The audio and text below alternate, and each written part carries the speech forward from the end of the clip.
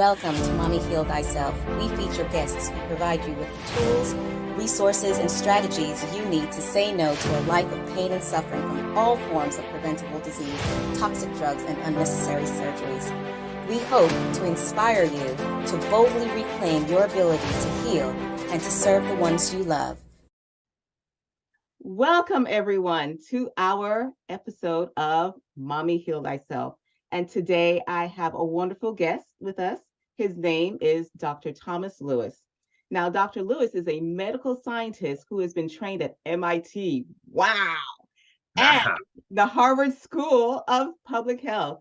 He also extended his training under two Harvard clinicians, Dr. Clement, Trempe, and Kilmer McCully, the pioneer of the homocysteine theory of cardiovascular disease.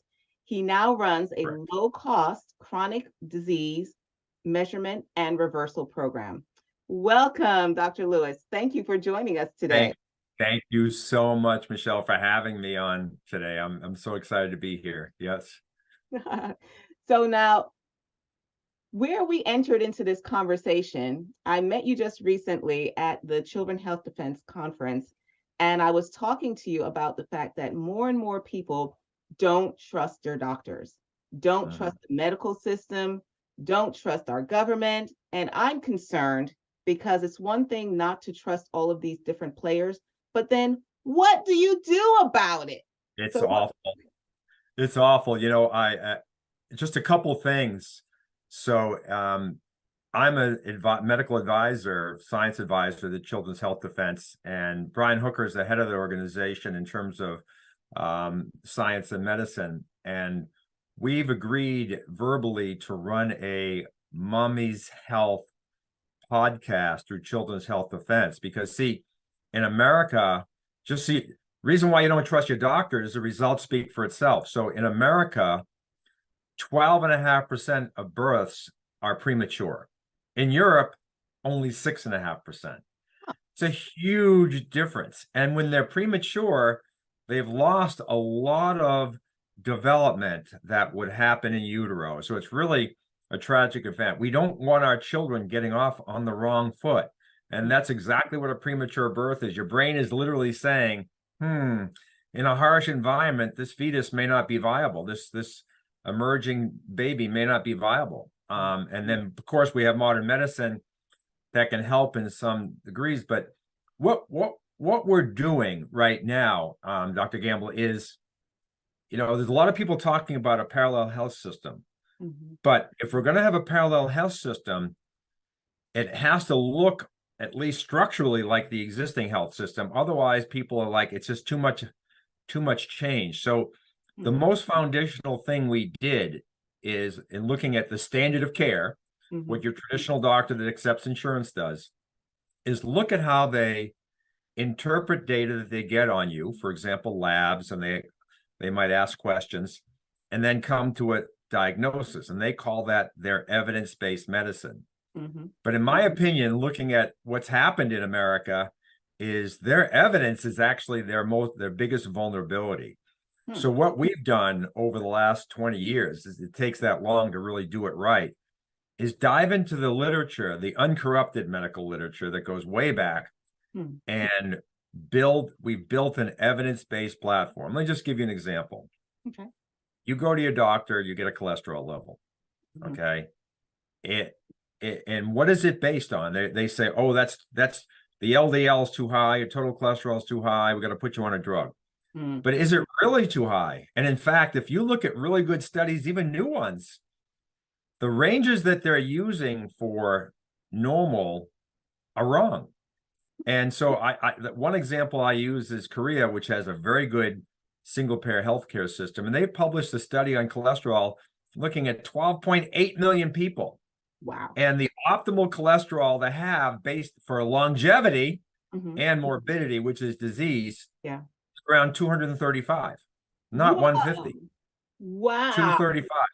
And that data is supported over and over and over again in the literature if you read it. So what I tell people to do is, when they see something that doesn't make sense and they're reading something, and like Cleveland Clinic or someone like that says, blah, blah, blah, but Whatever follows the but is almost always an untruth. Almost always an untruth to justify the same old thing they've been doing forever, which leads to 12.5% premature birth rate as an example, or exorbitant chronic diseases. You know, the CDC says that 60% of adults in America have at least one chronic condition. And now the numbers for children and adolescents is up at around 50%. It's outrageous. And if we have this beautiful healthcare system, why is everybody so unhealthy? It's a sick care system. So now, in creating the parallel health system, what should people be looking for? Because there are all kinds of things that are popping up right now, and it can be overwhelming. And I know people want to know, what do they need to look out for, and what should they stay away from? It's really interesting, a really interesting question, because right now we don't have a real coordinated system in the alternative space. And I don't like the alternative space. The term I use is we have standard of care, your regular doctors. And what we really want to get to is the standard of health. Do you want to be cared for, or do you want to be healthy? So the standard of health. But see, functional doctors, there's no real formal education. They've been trained in medical school or chiropractic school or whatever they have. And now they've studied on their own to become, much more fluent on disease. But a lot of them, I'll give you a case with my daughter. So you have to be careful. My daughter hired a functional medicine doctor, $5,500 for a full year. And, full access. She went every week. The doctor with dark field microscopy found yeast in her blood, and he spent the year eradicating the yeast in her blood, which he did very successfully. Unfortunately, it didn't help her health situation at all. Okay. So there are a lot of rabbit holes you can go down. So I was blessed with my mentors, Trempe and McCully. They kind of showed me, they taught me to look at things not from diagnostic codes, but from mechanisms. So ICD-10, which is the standard of care diagnostic system, has 68,000 codes. In the previous version only had 24,000 or 18,000. Now we have 68,000. We function based on mechanisms. And I think it's really important that, even though this may sound complicated, you go to your doctor and you ask them what their approach is. How do they go about elucidating what's really going on, how they peel the onion back. That's extraordinarily important. In our world, there are 5 mechanisms that drive all diseases. So we've developed, and I'm working hard to distribute this. Just, what's also lacking is you pay an exorbitant amount for health insurance. And then you have exorbitant copays and exorbitant deductibles. So now you go to a doctor like my daughter did, and you got to pay out another $5,000. It's horrible.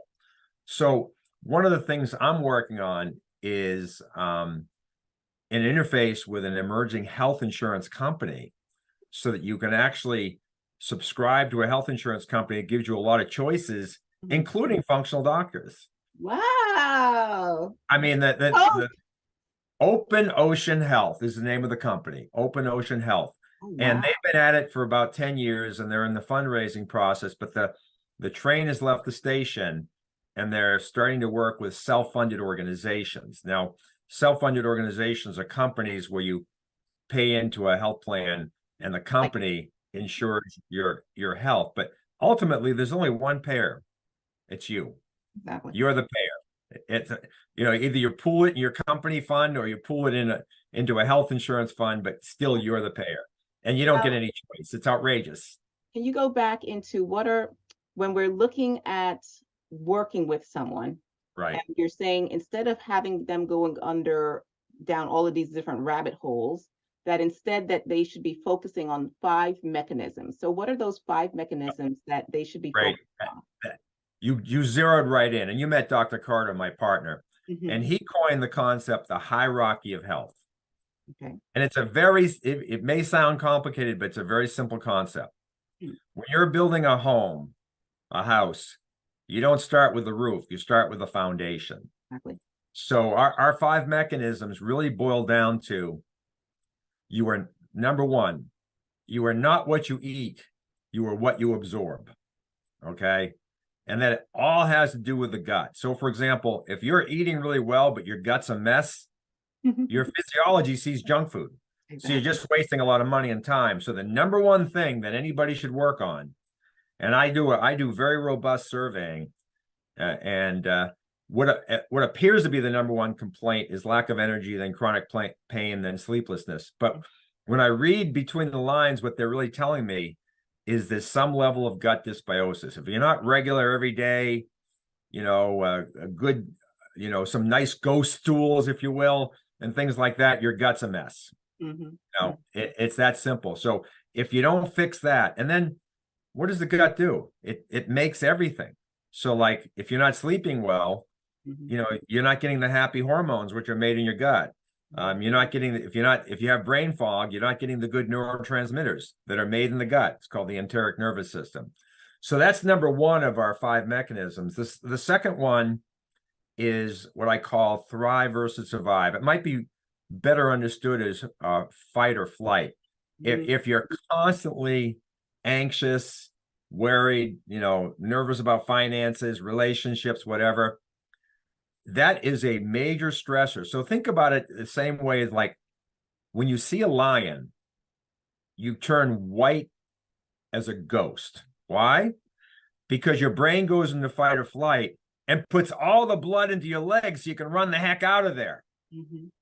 When you're stressed, you take your limited bandwidth of immunity away from your immune system to fight things, to overcome the ramifications of stress. So you're much more vulnerable.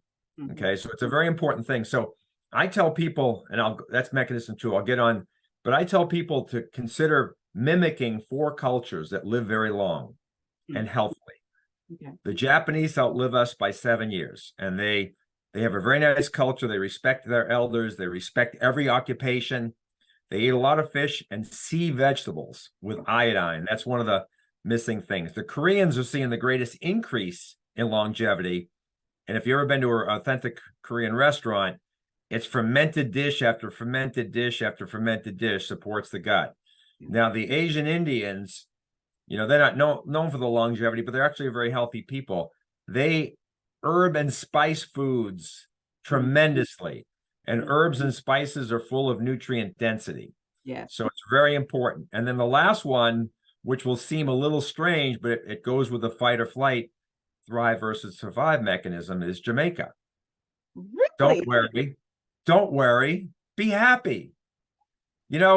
Klaus Schwab, Bill Gates, the Ukrainian conflict, what's going on in Palestine and Israel. Look, you have control over it. Don't worry, be happy. Do you and be happy. Turn off the radio, turn off the TV, turn off the YouTube, turn off all that stuff. I recently heard Dennis Prager, and he said that happiness is our moral obligation. It's not a choice. It's our moral obligation, because by us choosing to be happy, we are impacting our world. So I love that you're emphasizing that as one of the— Oh, you have to. And when you look at the centenarians, the blue zones, one of the things that they have, the real common denominator is connections to friends and family. And so you can spread your burdens out on these people and lower your stresses. That's why it's so important. Absolutely. The next mechanism is subacute or chronic infections that aren't appreciated. So for example, we run blood testing, and it's called an immunoglobulin G. You don't have to know what that is, but every doctor that practices standard of care says that's a past infection. It's completely wrong. Like my daughter with really low energy had just IgG, very high Epstein-Barr, and I treated her. Her Epstein-Barr came down, and her energy went up. So many, if you look at the traditional things on mortality, number 1 is cardiovascular, number 2 is cancer, number 3 is actually iatrogenic medical mistakes. But in my opinion, the real list is Number one, if we look globally, third world, it's acute infections. Children in the third world often, many of them don't make it to the age of 6 because of infection. Yeah. But then the next biggest cause of death, in my opinion, is not cardiovascular disease. It's what's underlying cardiovascular disease and cancer. It's chronic infections. The hidden stuff that no one pays attention to because it's become part of the noise, the background noise, where you're just like, oh, this is just the way I am.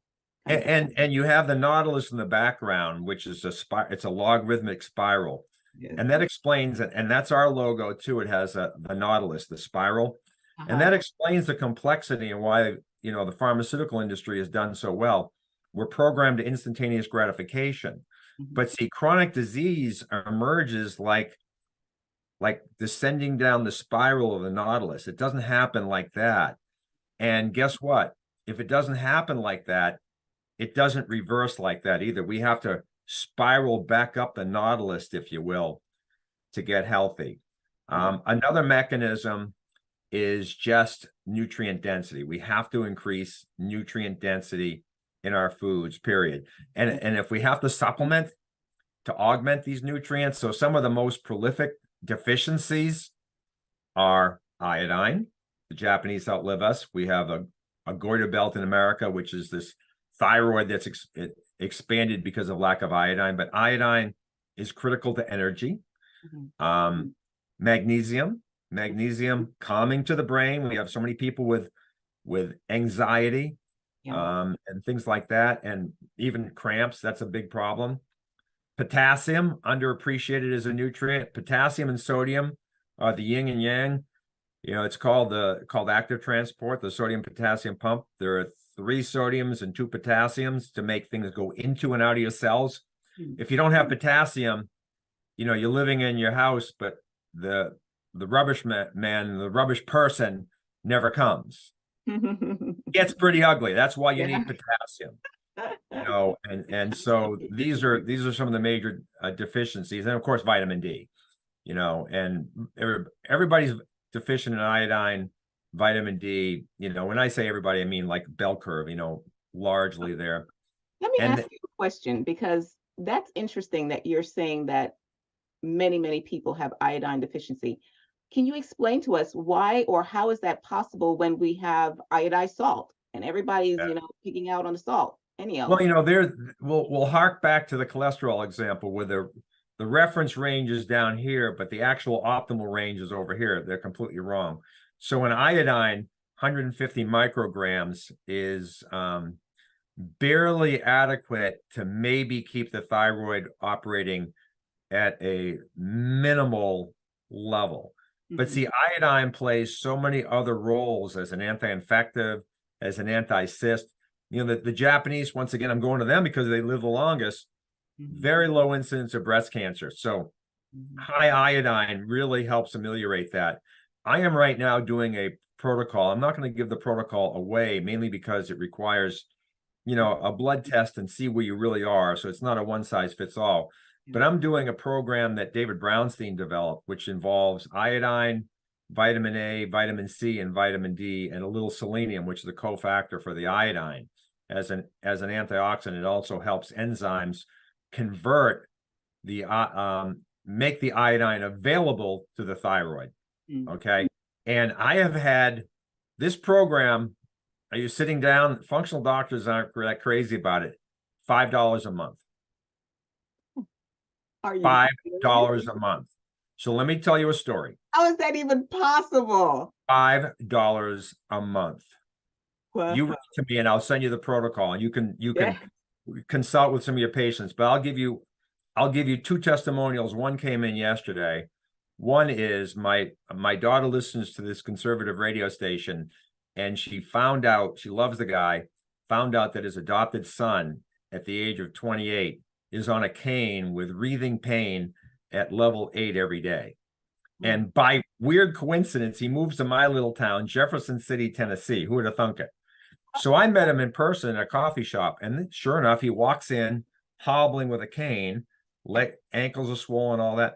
I put him on this $5 a month program, and it's a 4-day pulse every month. Just keep doing it, I tell people. Uh-huh. And by round 2, he was off his cane, working out 5 days a week, and his C-reactive protein, which is inflammation, came down from 25 to 7. We're not done yet. We've only done 2 rounds, and I haven't pulled out the guns yet. But that's all natural, no pharmaceuticals, $5 a month. Wow. So yesterday I had a lady with extraordinarily high liver enzymes and high ferritin at iron storage. Wow. And she did 2 rounds of this, 2 rounds. That's all she did. And I always put people on probiotics because it's the most important thing.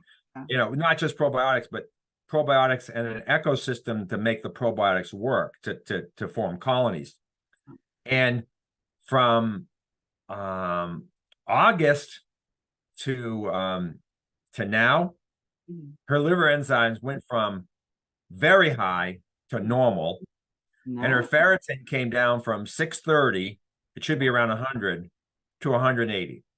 Wow, that is amazing. $5 a month. Wow. Of So course, you need a consult because we need to make sure that you are that you know, we can't go high doses even with good things. Yeah. Just 0 to 60. We have to ramp you up slowly.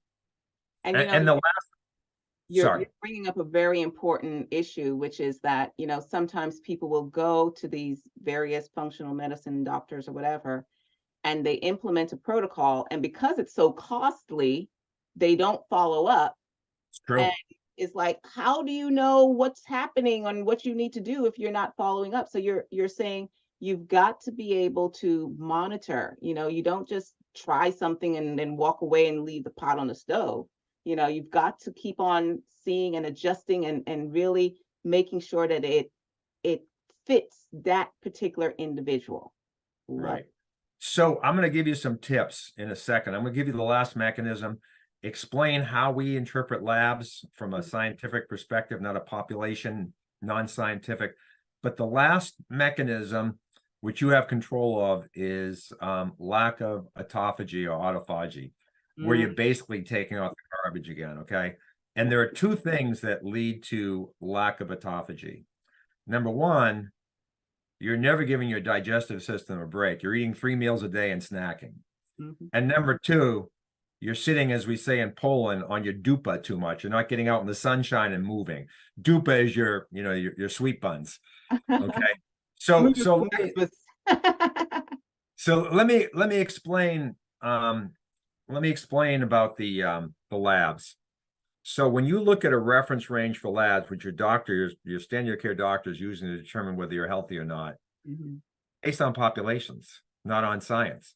So in general, people who go to the doctor and get labs, pardon me? The mathematical equation. It has nothing to do with actual. No, they're just doing statistics on people, which is not at the root cause. So people who go to the doctor are generally less healthy than people who don't. And you might say, well, some people are unhealthy, they don't go to the doctor. Well, they eventually wind up there. Okay. So what we've seen is the reference ranges were like this, and then and this is my mentor told me, you know, Dr. McCully, 90 years old. He said reference ranges were very different when I started practicing in the late 60s. So the reference ranges were like this, and then they're like this, and now they're like this, and sometimes they move like this, but wider. So what we did, my mentor, Dr. Trempe, best doctor imaginable, he said to me, Tom, mortality is the most important endpoint. And it's not like a different type of one type of cardiovascular or vessel disease and one other. Mortality, everybody, it's the same endpoint for everybody. So what I did is I titrated lab values to early all-cause mortality risk. Okay. So it doesn't matter black, white, woman, female, woman, man, child, older person, you know, from Korea, because I talked about 12.8 million Koreans, and you might say, I'm not Korean, but, you know, we're 99.9+% genetically the same. So we titrate labs and give you a really robust report with little speedometers. So we give you an overall score. So it's very easy to understand where you are. We call it the health disease continuum. We place you on the health disease continuum with a single score, and then show you how we break it down based on early mortality risk. So the nice thing is, when you go and get that second set of labs, you can see it's not like, where did my C-reactive protein go? You want to measure your overall health. So we're showing you how you are optimizing based on multiple labs. Wow. Multiple labs. Nice. Now, this could be controversial to functional doctors, but if they're not focusing on some basic things, nutrition, supplementation, gut health, vascular health, because the vascular system drives everything, and their favorite thing is heavy metal toxins and mold. Okay. I'm not saying these things aren't a problem, but they're usually secondary or tertiary to higher level things. So I think everybody needs to ask the doctor, their doctor, 3 basic questions. Okay. Here they are. And it's all encompassing, but you need to have them drill down on the answer. Number 1, what do you do to support the most foundational thing in my body, absorption? What is your program for gut enhancement? Even if my gut is good, if your doctor doesn't have a program for that, they don't understand how to build a foundation. Exactly. Number 2, they need to do testing and consider deficiencies of any type in your life. Like if you're eating, processed food or junk food, or you live in a certain area of the world where, northern latitude, where you're not getting enough vitamin D, that's a deficiency. These are the things that they need to look at. And the third thing is looking at excesses. So gut, deficiencies, excess is really simple. And what is an excess? Then you can look at the toxins. But the number one excess, when you look at innate immunity and adaptive immunity with white blood cells, are these stealth infections. And, Lyme is very common. I'm controversial in saying the number one source of Lyme disease is the oral cavity. And the reason is Lyme is a town in Connecticut, so it's just a syndrome, and it's usually associated with a tick bite. And the tick may deliver what's called a spirochetal or spiral-shaped, here we go with the nautilus again, species, bug, bacterium that can drill into your cells, and they create a lot of damage in your vessels, in your brain, things like that. So why the oral cavity? Because a lot more people have teeth than are bitten by a tick. Okay, that's obvious, right? But see, me, I don't have a root canal, which is really a dead tooth, so infection can grow there. I've just had cracks in my teeth since I was very young, and organisms can get in under the gum line, and no one's really caring for below the gum line. We're all doing it above the gum line. And look at how close the sinus is to the roots of the teeth. Look at how close the eyes are. Look at how close the brain is. Oh, yeah. Okay. So what we test, we do what's called an oral DNA. We do a Lyme line blot looking for the spirochetes. And then I ask questions about, do you have low energy? Do you have elevated heart rate? Do you have a little arrhythmia? Very, very common. And so that's another thing I would say in the excesses column of things. If your functional doctor, integrative doctor, natural doctor is not having a conversation with you, if you're even 40 and older, but we have young kids with oral problems, and they're not asking you about the health of your mouth and not testing for it, then you need to move on. Because these infections, the Scientific American in 2002 published Oral and Whole Body Health. Premature births, I mentioned. America has lousy health, oral health, because of all the sugars we've eaten, and the fluoride's nasty too.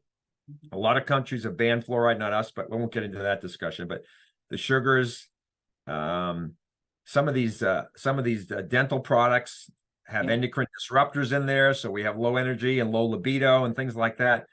So the opportunity for integrative doctors to help you with your health, not just because your doctor is failing you, but your dentist is failing you too. So you've given us a lot to consider. And as I said, this is a very important issue because many people are dissatisfied with their current providers, and Right. they're looking into the world of quote unquote alternative or complementary or parallel, however you want to explain it. And you have given us a lot of things for us to be able to ask those people when we are I hope getting so. ready to, plunk down whatever additional cash that we want to plunk down. Because just because it's alternative, just because it's complementary, does not mean that it's going to give you better outcomes than the one that you're running away from. So Yeah, what's happened is in the standard of care, we have the primary care doctor, which is sort of a turnstile to specialists.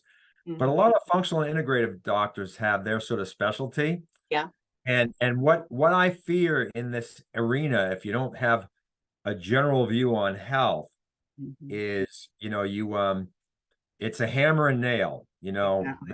They're the hammer, and everything looks like the nail, and the nail would be like in my daughter's case, chasing yeast in the blood, or chasing mold. And a lot of molds are okay. Some molds are obvious. I mean, Mhm. you have an exposure. It's like it's like they're a mold specialist, so it's going to be mold. But have you ever had an exposure to mold? Let's go. So I'm not saying that's not important, but let's step back up and get our systems. Mhm. The number one reason for dying young is something in the vascular system. So that's why, I look at gut, I look at deficiencies, and I look at vascular markers. That should be right at the top of the list of what a doctor does, is work Now, on vascular health. where do people go? And you don't have a statin deficiency, by the way. You No were such not born thing. when you look at your entire food intake and things like that, statins or blood pressure medications. I do not have a blood pressure medication deficiency. There's something else going on. Exactly. Exactly. I love that you are there to help us and guide us in terms of thinking differently about how we approach our health. And where do people go? Because obviously we can't cover everything in just 25 minutes or less.